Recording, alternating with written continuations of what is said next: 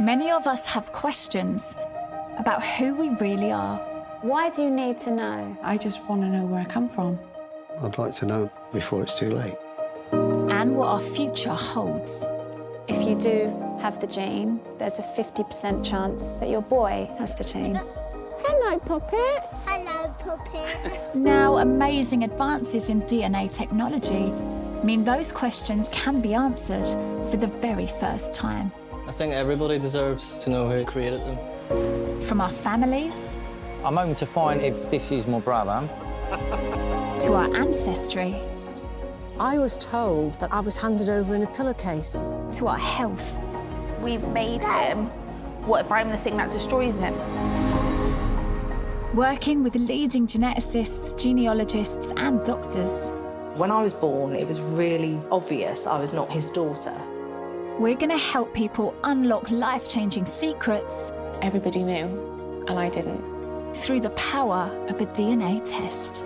We actually got a very clear result. Our DNA doesn't lie. But are we ready for the truth? We have found some living relatives.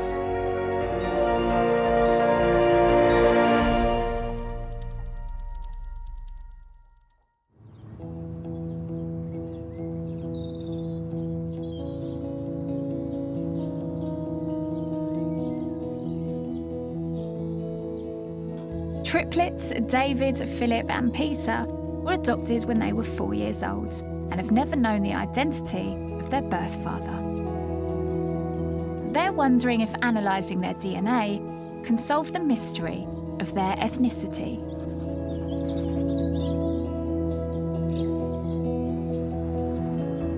I'm in Belfast to meet up with Peter and David. Unfortunately, Philip has an underlying health condition and is shielding for the next few months.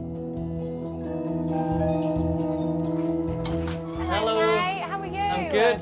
You're Peter. I'm Peter, yep. David's in the kitchen. Who's the oldest? Me, by about 20 minutes. So I know growing up, I always remember feeling like the big brother. Yeah. I'm the eldest, so you have to listen to me. Yeah. I'm in charge. So you've got family in England? We do, yeah. Our birth family are from England. Where are they? It's near Liverpool. We were born in Merseyside. Mummy, she was a policewoman. She was a very career-driven woman. The first scan my mum went for, there was only one baby, and then she went for the second scan, and then there was a second baby there, and then she went for the third scan, and then there was another one. So, come the fourth scan, I think she was starting to panic. Mum died when we were 2, and then we were adopted. Then we moved over to Northern Ireland. Growing up, it was a tough time. Like going to school, we were the only coloured kids in school, and the children are ruthless. That's why we needed each other for support. It's made us stronger. So you know a bit about your birth mother, Yeah. but nothing Nothing really about your about birth father. Bob's Yeah. birth father, yeah. You don't even know what ethnicity No. your father was. Yeah, No, no. nothing. What ethnicity do you think you might be? Mediterranean or something like that. Yeah. I was thinking South American, but I always liked the thought of South America. Yeah. Yeah, I was like, that always, like, Go and have a nice holiday in Latin Yeah. America. yeah. Why do you need to know? I think it's to give you a sense of belonging. Everybody deserves, to know who created them. It just sort of feels like our birth mums, she wasn't going to say anything until we were that little bit older. And then, just unfortunately, she never got round to it. How did she die? Pneumonia. Lower pneumonia, yeah. Lower pneumonia. So we have no memories of her Memories. Yeah. at all. That's tricky. Peter and David's adoptive parents made photo albums for each boy to give them as much information as possible about their past. Oh my goodness. So this is yours, Peter. This is mine, yeah. And this is your birth mother. Yeah. Gillian, she was 33 years old when the triplets were born. This is a picture of her around that time. It was a great deal of work caring for 3 babies all by herself and short of money too. Gillian did not find it easy to look after her little boys, and this made her very unhappy. Jeez. Even whenever I read it, you know, I get a lump in my throat. Yeah. Of course. Yeah. Because you start thinking how panicked, like, my mummy must have been when she found out that she was pregnant, you know, with not only 1, but 3, and she maybe felt like she was losing control of the situation. Yeah. But I'm glad it was never hidden from us, you know, the nitty-gritty of it. One day in July 1987, they found Gillian not able to look after the boys. You all right, mate? I'm good. How often would you say you think about your birth mother? All the time, nearly daily. I always like to think I'm making her proud, because it's your mother, do you know? Have either of you thought, God, I wonder, you know, what she would make of all of this? I think she would want us to find answers, because we deserve to know, I think. Yeah. We've got each other. No matter how bad it is, you know, it's still an answer. Any answer, any information is better than any nothing. would be better than no outcome, you know, whatsoever. So this year has the potential to be a pretty enormous year for you. Not a year we're likely to forget. Definitely not. Wow, watch this space.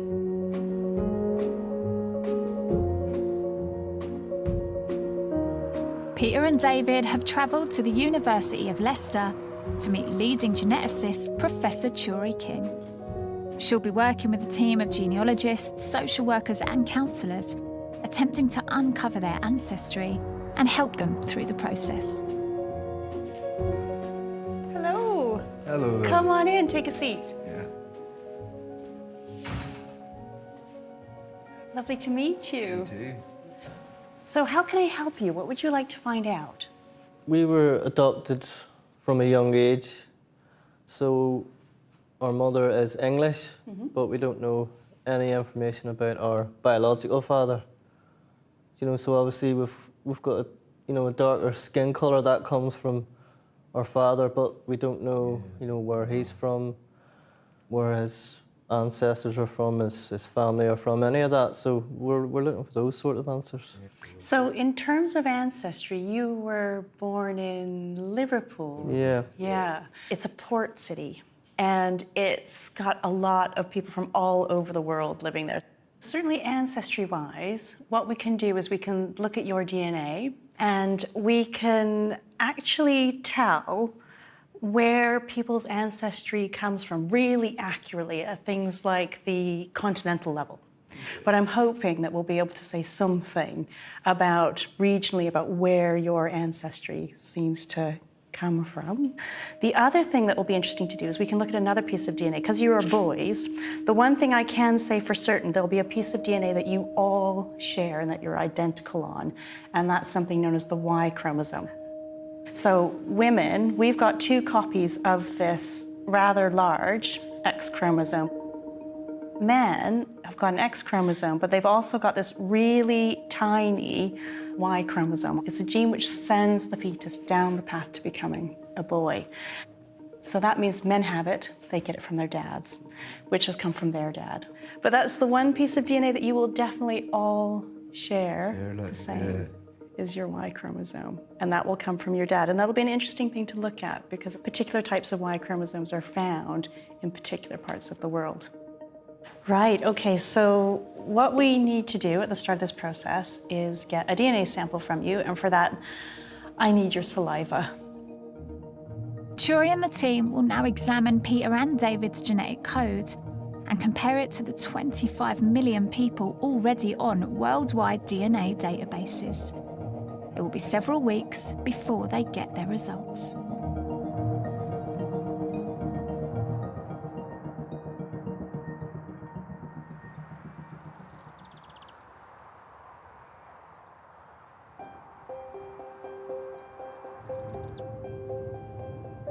over 45,000 people in the UK are conceived through sperm donors. 25-year-old Tink only found out as a teenager that she is one of them. Tink wants to test her DNA to learn about her ancestry and find out if she might have any half-brothers or sisters.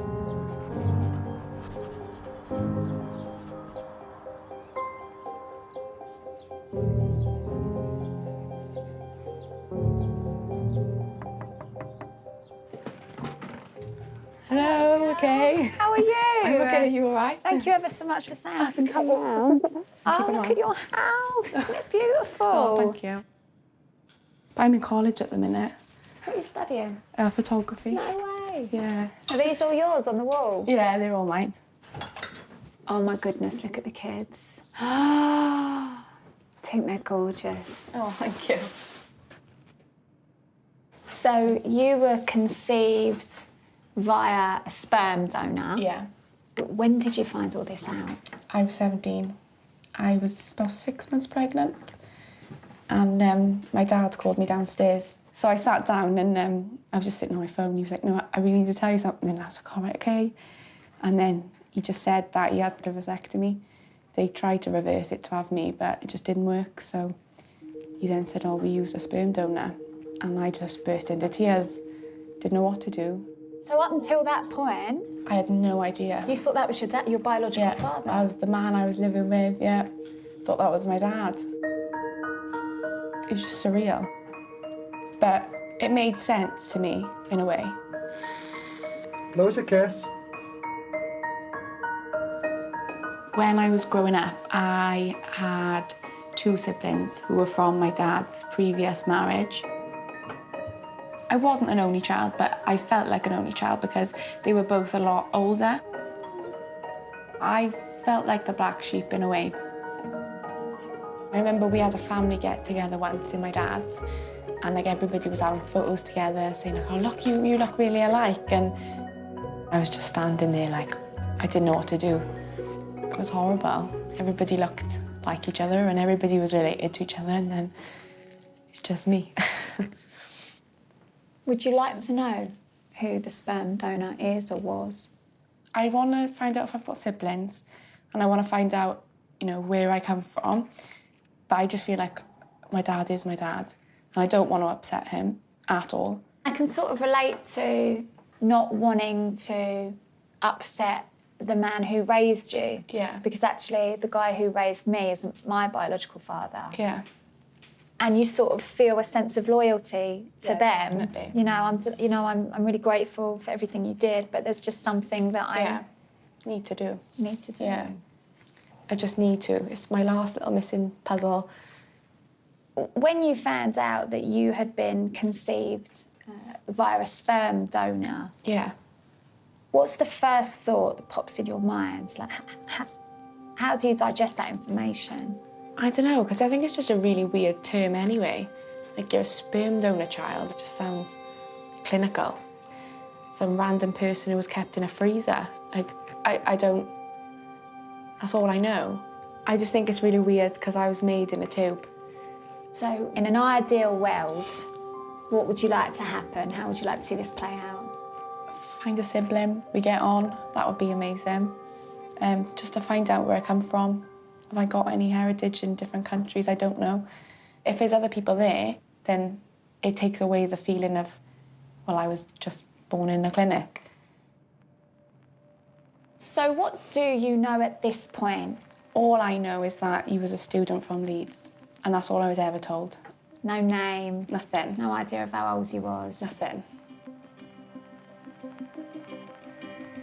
After years of waiting, Tink finally feels ready to take the next step to know more about her donor dad's heritage. Chori will be leading the search. Hello. It's lovely to meet you. And you. I think you're the first donor-conceived person I've met. Really? Well, that I know of. So it's not very spoken, it's not spoken about. I feel like it's quite a taboo subject because you could sort of get away with not telling anybody. You could, because you would never know. So how can we help you? What would you like to find out? So I'd like to find out if I've got half-siblings. because it'd be nice to have someone to relate to, because I've never met anybody else who's donor conceived. How important is it for you to know about your genetics? I think it's really important because like when I was pregnant with the kids and they asked, is there any diseases on that side of the family, or I didn't have a clue. I think it's a big part of you because it's you. Okay, so there's ways that genetics can help you, and actually this is a relatively new area, so let's show you how this works. Here's Mum. This is sperm donor Dad. And there's you. So you are going to have got half of your DNA from your dad. If he's donated sperm to somebody else and has had another child, on average, you're going to share about a quarter of your DNA. So what we do is we take your DNA and they look to see where it matches other people from particular parts of the world to see if that can tell you something about your ancestry. And we're also going to get in touch with a couple of organizations. One of them is the Donor Conceived Register. So this is for people who know that they're donor conceived and who would like to be able to find other half-sibs. So one of the really big things about the Donor Conceived Register is obviously the more people who join it, the more likely it is that people are going to be able to connect with half-siblings and things like this. And I would really recommend it as a first step. Shuri and our team will now test Tink's DNA to see what they can learn about her biological father's ethnicity. Tink will also be getting help from organisations that work with people like her to try to find their half-siblings. One of those is the Donor Conceived Register. Lead counsellor Patricia will be helping Tink find any potential matches. Anyone born before 2005 as such will probably struggle to find any links because, you know, before then all donations were anonymous. Tink, she's saying, for me, it's not really about finding out who the sperm donor was necessarily, but have I got siblings or half-siblings out there? What would have to be in place for her to be able to find out that? It depends if her half-siblings out there know they're donor conceived. Right, they might not even know, because she didn't know a few years ago. That's right. They might not be on the register, and one of the reasons they're not on either of the registers is because they don't know they're donor conceived. Until about 2005, there was a culture of secrecy where patients were told, well, nobody needs to know, your child will never know. And at the time, nobody could have predicted the advancements of DNA testing.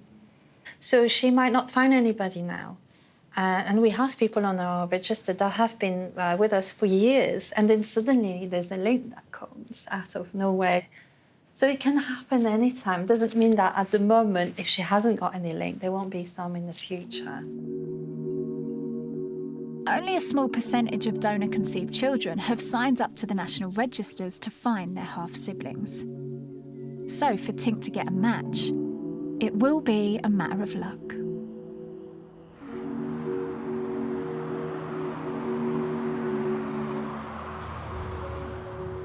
Before they receive the results of their DNA tests tomorrow, Peter and David are visiting their parents.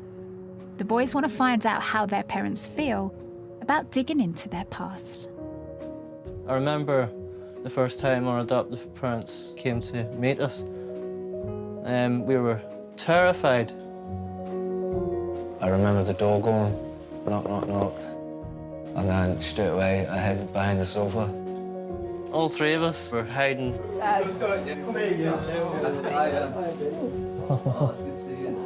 It didn't take long for them to bring us round. But there was always just so much love from the minute we met them. We couldn't have asked for any better adopted parents. The first time we saw you, you were in bed. Fast asleep. Oh, yeah. So we had a snuck upstairs and had a look in to see you all asleep, yeah. It was just a laugh a minute.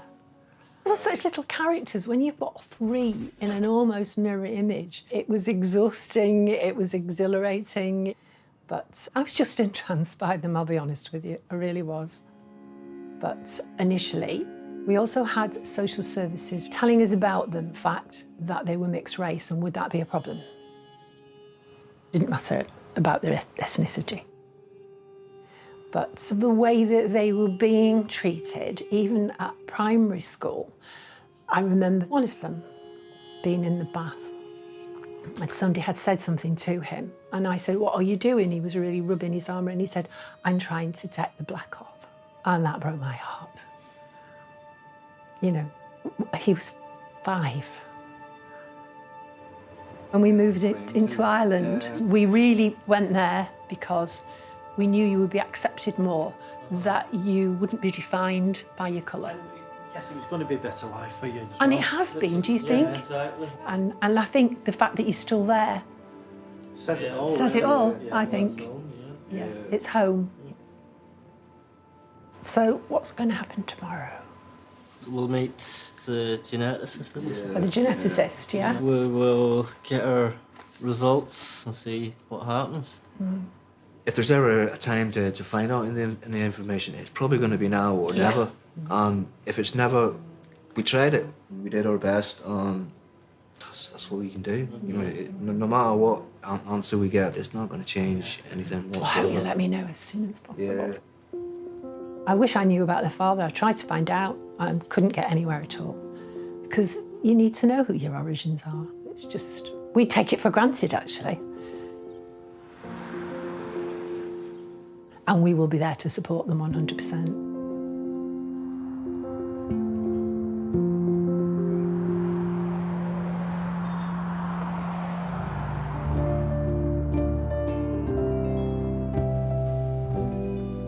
Hey. Hiya. Hello, Peter. How are you? I'm good. Right, David. Hello. How's things? Yeah, good. Good. How are you feeling this morning? I'm feeling okay. Yeah. Optimistic. Yeah. And I remember you were sort of familiar with your birth mother's side. Yeah. The paternal side, no idea where he came from, what ethnicity he was. Not at all. I think we're at the stage now where it's now or never. You know, even if we don't get any information, it wasn't meant to be. Well, So today, I mean, it's pretty huge. It is, yeah. Hopefully you get some answers. So I'll have a quick chat with Churi and then have a quick chat with me. Yeah. See you in a bit. Thanks so much. See you in a bit. Hello, you two. Hi. Come on in. Hello. Come and have a seat. Yeah. So when you first came and saw me, you basically had one main question. Your biological father's heritage. Yeah. And actually, this is where DNA completely comes into its own, because you had nothing to go on. You didn't have any information, did you? Nothing at all. No. So what we did, the first bit, was we looked at your Y chromosome, because you can look at somebody's Y chromosome and you can say something about their ancestry on their biological father's side. So remind me, where did you think your biological father came from? I thought Like- South American Yeah. somewhere, maybe. Italy, maybe. So, Yeah. yeah.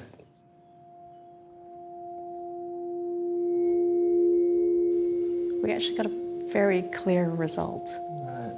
Yeah. Right. Your biological father had mixed ancestry, Yeah. but very clear locations as to where that came from. Right. So the first of those is actually in West Africa, Right. so around Liberia. I'll show you a map Oh. so you can have a look. So we are getting hits around Sierra Leone, Liberia, Ivory Coast, Ghana, and up into Mali. It seems to be centered around Liberia. Obviously, DNA doesn't follow political borders. And we know that there's been huge amounts of sort of migration and people trading, and so you get a mixture of DNA here. So is that a bit of a surprise? That's amazing, that, Yeah. Right, so the other half of your father's DNA, again, very clear. And it's from Northern Ireland. Not too far away. Okay, listen, I wasn't expecting that one. So it is in South Down and North Louth. So Right. in this area here. So whereabouts do you guys So live? We grew up here and we now live. South Down is where we grew up. So basically where Same you sort of guys area, really, yeah. grew up. That's strange. I never once expected that. We were surprised.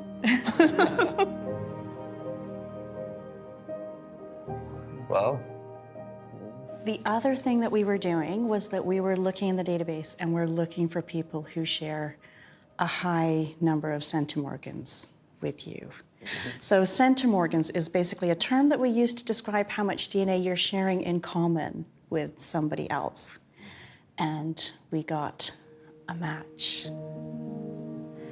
So I'm going to draw you a family tree. Okay. So it seems to center around two brothers.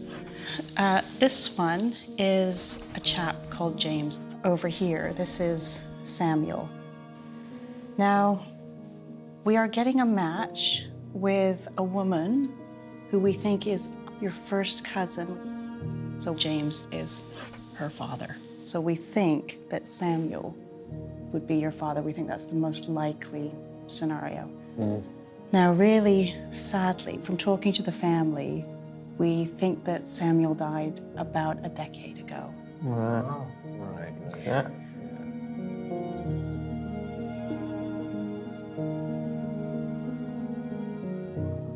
Now, we have talked to the family, but they are really, really not forthcoming. I can understand that, yeah. They actually don't want to have any more contact. So obviously, we're going to respect their wishes. Yeah. We understand that. Yeah. We've hit what we think is a bit of the, the end of the road for what we can do at the moment genetically. But I hope that goes at least sort of some way. To have no information for your entire life, it's big, yeah. Yeah, it's a very big thing. I wasn't expecting that at all. Wow. Thank you, definitely. Yeah, thanks very much. That's great. Yeah, that's amazing. You're welcome. Yeah. So nice to see you guys again. You too. All right. Bye now. Thanks. Are you all right? Oh, good, yeah. Yeah? Good. Yeah, good. Feel okay? Yeah. Just wild that you've got Northern Irish in your DNA. And it's South Down, which where we grew up. It's the same area, which is crazy. So we've now got Irish connections that, like, never in a million years would I have ever suspected that. Do you feel any differently now you've got that information? Yeah. We've got answers, and we're happy enough with that, aren't we? Yeah. And, I mean, how do you feel knowing that Samuel's no longer here? Obviously, you never knew him, you never had a relationship, but... It's a strange feeling because your gut instinct is that you should feel emotions because your dad died, but...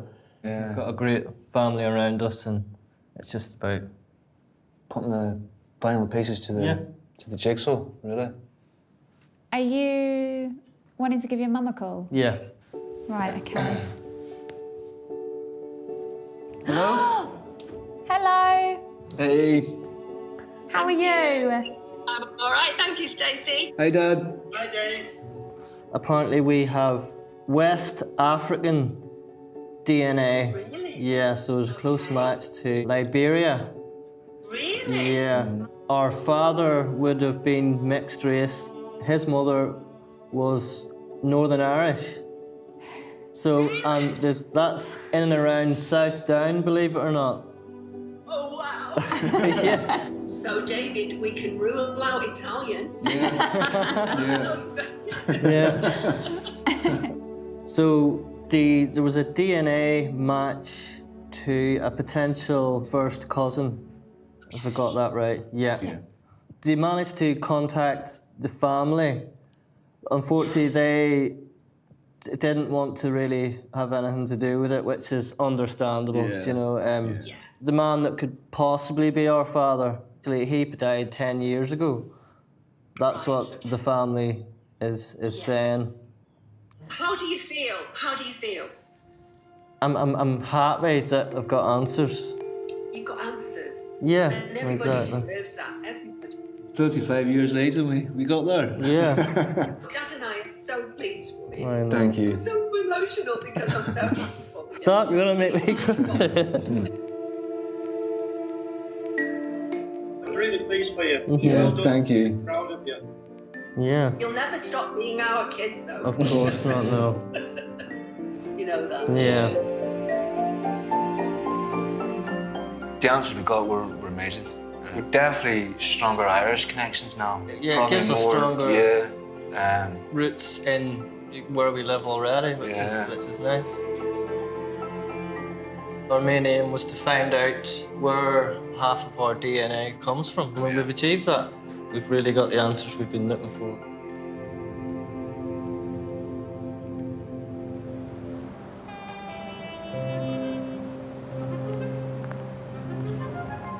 The ability to analyse our DNA has started a revolution in the world of medicine. Doctors are now learning how to correct dangerous genetic mutations that can stop us from getting sick or even go blind. Are we running? Are we running? Are we going to the woods? 1, 2, 3. Hey, well done. Good boy. I guess I always thought when I have kids, naively maybe, I just thought he would be the perfect child, and he still is in our eyes. But Leo, he's night blind, so everything is that much darker, and he has no peripheral vision. if we don't do anything, he will eventually be completely blind. I need to wee wee. For the past year, Mitchell and Manuela have been trying to find out why their 3-year-old son, Leo, is losing his sight. They suspect it might be because of a genetic mutation that affects his vision.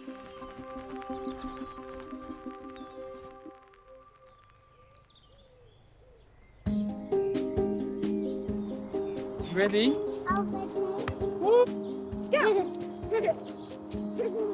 Stacey. Hello, baby. That's a nice welcome. I'll go over. Leo. Hello, Poppet. Hello, Puppet. How are you? How are you? So, in terms of what Leo can see... Sunglasses on all the time. Yeah. And if you did that over the top of the sunglasses, Okay. that's probably Oh, fine, okay. the best way to describe it. That's why days like when it's just nice and bright outside, sometimes you wouldn't even know that he's got a vision problem. Right, because actually, as an outsider sort of looking in, he seems perfectly healthy.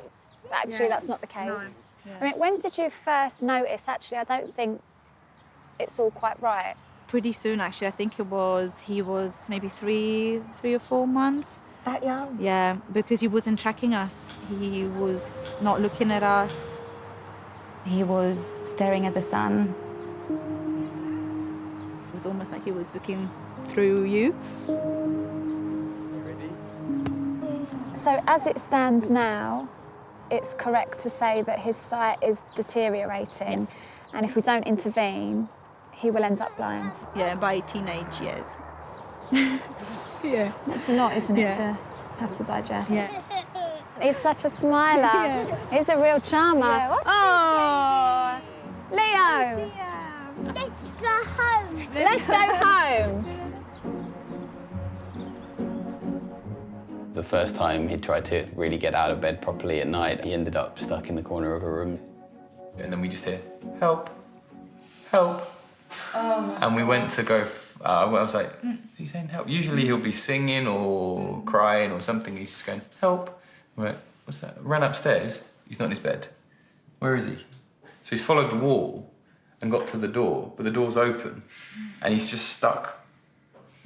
And I think that was the first time I actually properly cried over it because I just felt really bad. What practically can be done to stop Leo from going completely blind? Well, it all depends on the results of some genetic tests. We're waiting for some tests to come back to confirm that he has the specific genetic mutations that they know cause this condition. If they find out that he has these specific genetic mutations, then there is a gene therapy that they could do to replace basically the faulty genes. So if the results come back and say what you're hoping they'll say, there's every chance that Leo could benefit potentially from this therapy. From the previous examples that we've seen that this therapy has been done on children, they've seen benefits in the brightness that they can see. I mean, brightness would really help your Leo if they could improve that. Doctors may be able to prevent Leo from going completely blind if his DNA test results show his sight loss is caused by a mutation in a particular gene.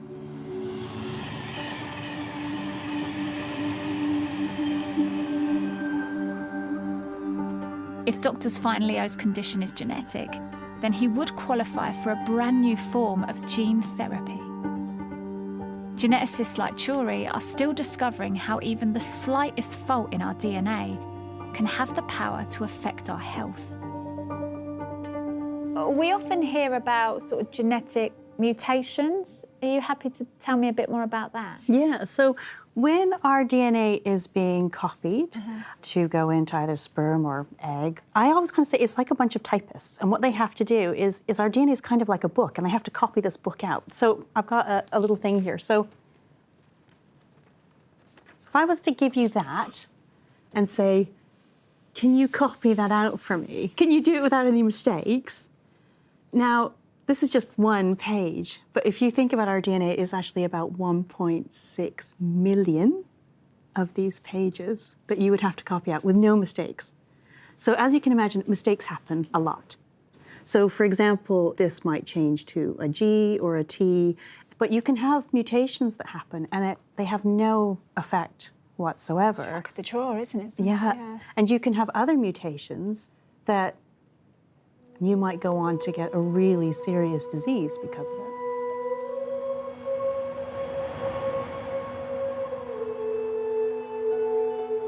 It's been 8 years since Tink found out that she was donor conceived. Her relationship with her father has never been the same since. Looking for my biological family, I think is really upsetting my dad. He's supporting me doing it. But I feel like I feel like I'm upsetting him a lot, and that's breaking my heart. What you got, Tink?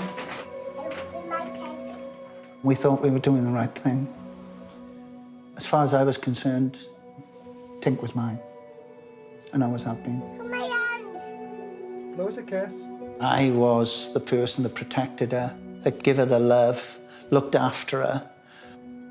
I was someone special to Tink. And then I told her that I wasn't the biological father. I felt I destroyed something totally.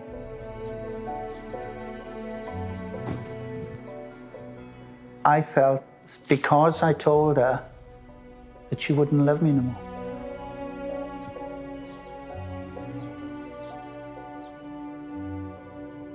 At the time, I felt something changed between you and I. Did you? I don't. My behaviour? Yes, there's a little bit of a standoff. So when I greet any of the children, or you, I always greet you with a kiss. Sometimes you always put... I don't like being touched or kissed or anything. Yeah, but you was never like that before. Was I not? No, and that's the only thing that changed. No. And But I wanted you to know that I'm not looking for a dad because you're my dad. Yeah. I've always said your dad is the person who brings you up. But I just don't know where I come from. So I haven't got a clue. I just feel like I've come from a freezer. It just doesn't feel natural, so it's weird for me, that's all. It may be weird for you, but at the time, because we wanted a baby and I couldn't. There's a happiness about that. And I'm sorry you feel like that. I really didn't know that we would be sitting here 25 years later trying to figure something out because you feel broken. And I think until you find that something, or even if you don't, you know, I think there'll always be something missing. It's like as if you're not whole. Yeah. Do you know what I mean? And you need to find that something to make you whole. And I think the thing I can do is support you. I need to give you all the support possible to try and look for that.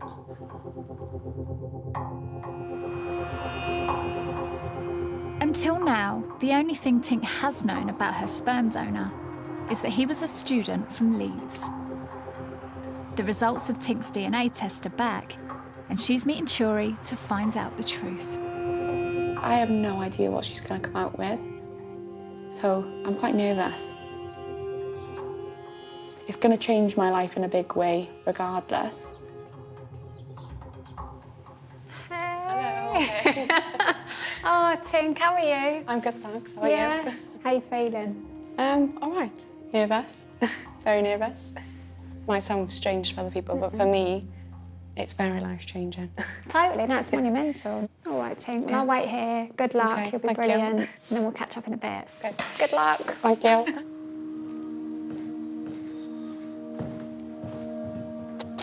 Hello, come on in. Okay, so when we first met, and you had two main questions. So first was, could we tell you anything about your father's ancestry? And then the second bit was that you were interested in seeing if you could find any sort of half-donor siblings. Okay, so I'm gonna start with the ancestry side of stuff. So we take your DNA, and we are analyzing it against millions of people. And when we did that, and we took away the bits that we knew must come from your mum, that actually gave us a really clear answer. So, your father's DNA is pointing really, really strongly to Northern Ireland. That is just amazing. Yeah, yeah. Did you have any kind of thoughts as to what? No. I've never thought that. I just thought he was a student from Leeds. That's all I've ever known. So Yeah, now, yeah. to know he's not, it's just mad. Yeah. Mad. The DNA matches Yeah. really concentrated around this area. So South Derry, Londonderry, East Antrim. So we think it's pretty safe to say your dad was Irish. I wasn't expecting that Yeah. at all. At all. Yeah.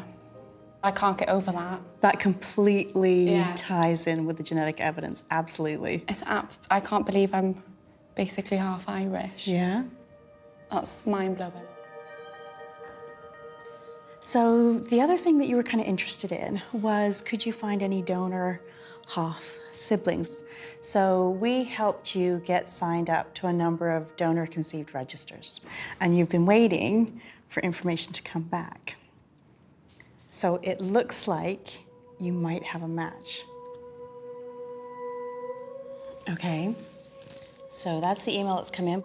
This is for you. We have looked for relationships between you and a donor-conceived individuals, and I found a link that suggests that you are likely to share a donor with at least one other on the register.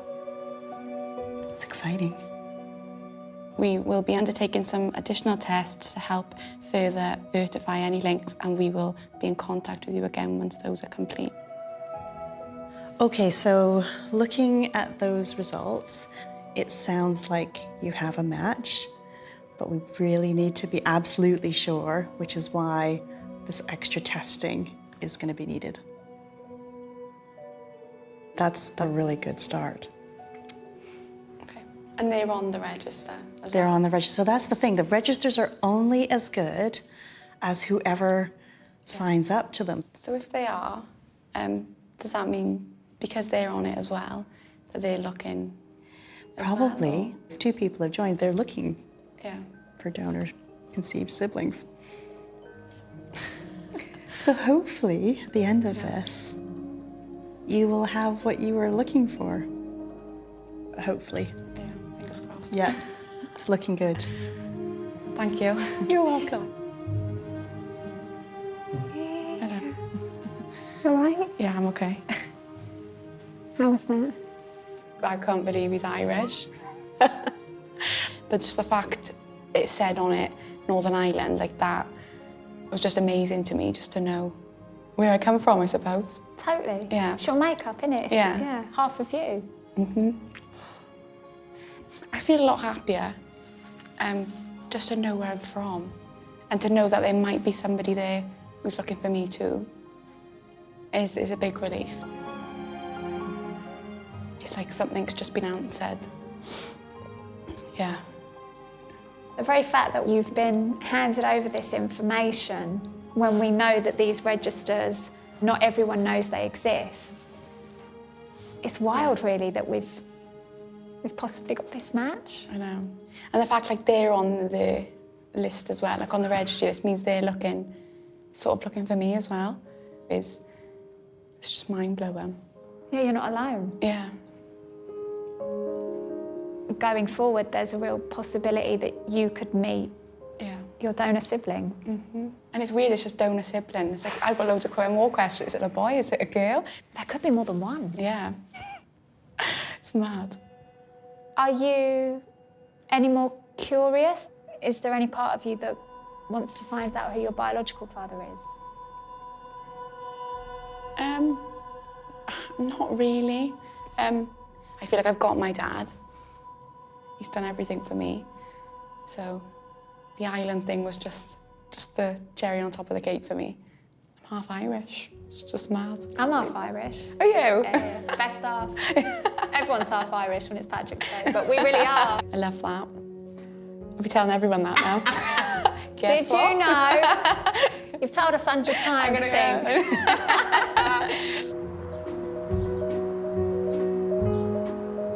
It's probably the best result I could have, really.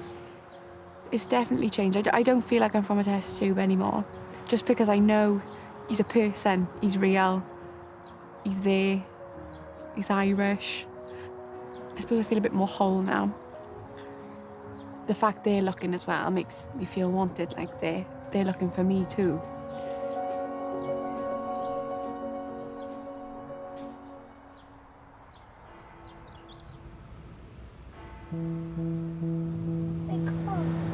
We're in a car. What does the car say? Brum, brum. Go on then, hold on tight, good boy. Leo is heading to Moorfields Eye Hospital in London to get his DNA test results. We go to the doctors, yay! The only chance of stopping Leo from going blind is if the cause is a mutation in a specific gene, which could then be corrected by sight-saving surgery. We just want some answers, because once we do, then we can take action. If there is something that we can do for him, it will mean the world. Yeah, but this way. They're going to see a doctor now. So we undertook your genetic testing, and I have a result for you today. So what we found is that Leonardo has a change in a gene called RPE65. This is a gene that is known to cause retinal problems. Yeah. But the results have shown that Leonardo has 2 spelling mistakes in this RPE65 gene. Yeah. One of those mutations has been documented to cause the disease in other families. All right? Right. The other change has not been described in any other patient previously. Okay. So we can't say for certain that that second change is causing his condition. That means that we need to look into this a little bit further before I can give you a diagnosis that this is the cause. But the great thing is that if we do find that this is the definitive cause, there is now an approved NHS treatment for him, a gene therapy. And I'm keeping my fingers crossed that this is the cause. But I would be cautiously optimistic. It's not the clear-cut result Mitchell and Manuela were hoping for. Doctors now need to take further DNA tests to determine if the genetic mutations are what's causing Leo to go blind. Cool. Thank you.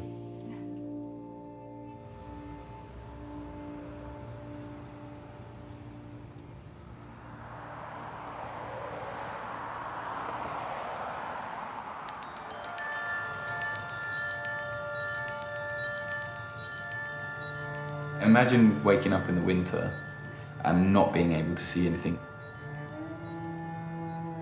You're fine in your home, you get in the car, you see nothing. All you see is maybe some street lights.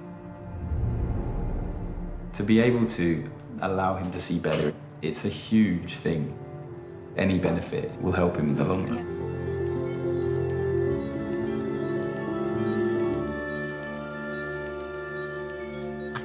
Hi, Rob. Good morning, everyone. Okay, so we've got one patient to discuss. Professor Maria and a team of specialists have been analysing Leo's DNA, trying to decide if he qualifies for sight-saving gene therapy. Today, they make their final decision. Today's actually what we've been waiting for all this time. It's the final hurdle. It's the most nervous I've been in a long time, I think. Thank you for joining me for this MDT this morning. So the first question to discuss is, do we think that this is RP65? The fact that he's attracted to light, the night blindness, already points towards RP65. And then the examination further points to it. I would entirely agree with you, Andrew. Okay, so just moving to then the last slide. Can this patient be referred for gene therapy now?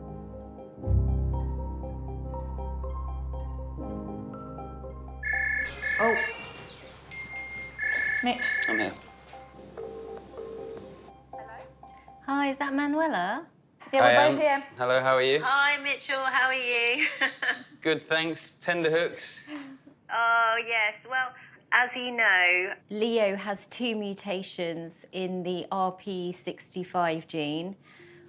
And it was decided that both of the mutations were causing Leo's condition.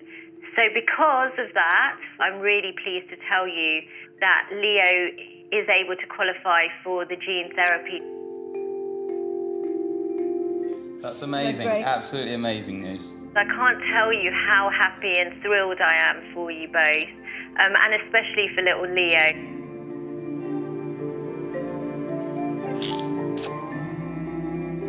One key thing that we as doctors need to do is give hope to patients.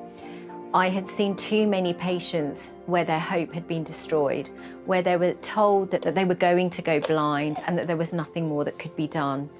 For absolutely the first time in my career, I have now been able to diagnose someone and then offer them a treatment. And I just hope that this is what the future holds for so many more patients.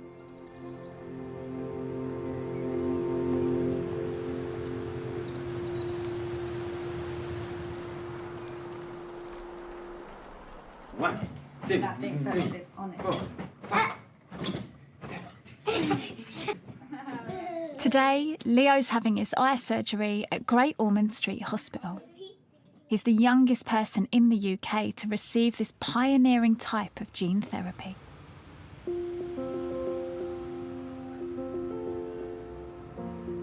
Today is such a huge day. We're around the corner from Great Ormond Street. Mitch, how are you doing? Better than him. He's hungry. All he wants now is a chocolate biscuit, and we don't have any, and we can't give him any even if we did have them. So he's got a fast. He's got a fast. That's the battle, isn't it? You're going to feel riddled with nerves for a couple of hours, but actually tomorrow has the potential of being the new chapter, isn't it? It's a fresh start. Yes. Amore, piccolino. Oh, Leo. He'll be out for a while and probably a bit groggy afterwards, so we'll just hopefully he comes round and he's okay. And then you can have all the biscuits in the world. Yes. I'm going to send you a packet of biscuits.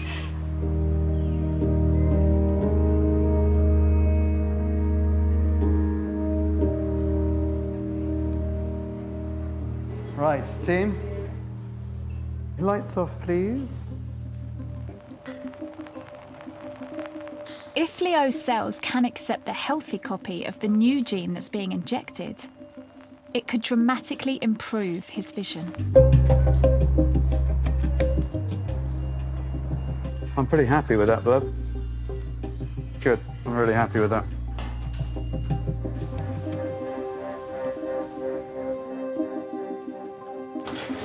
Hey. Hello, how are you? Good. Yeah, how did it go? Perfect. Absolutely spot on. Good. Really good. I'm so glad, yeah. Good. Thank you so much.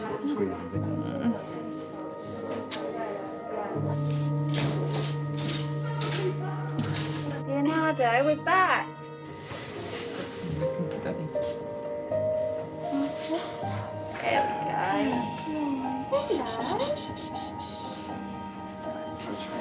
And I'll just connect the right.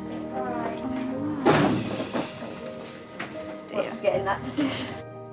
Maybe a little bit, yeah.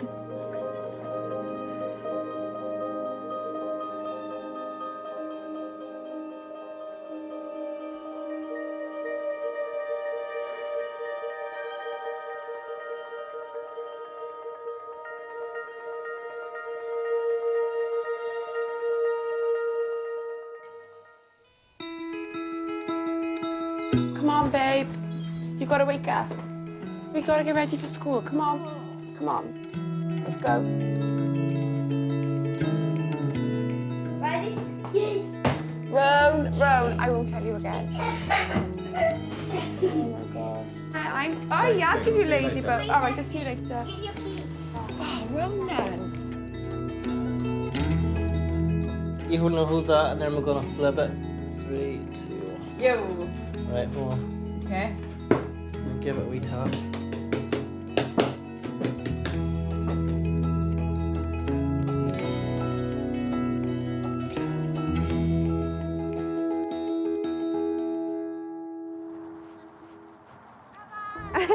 Yemi!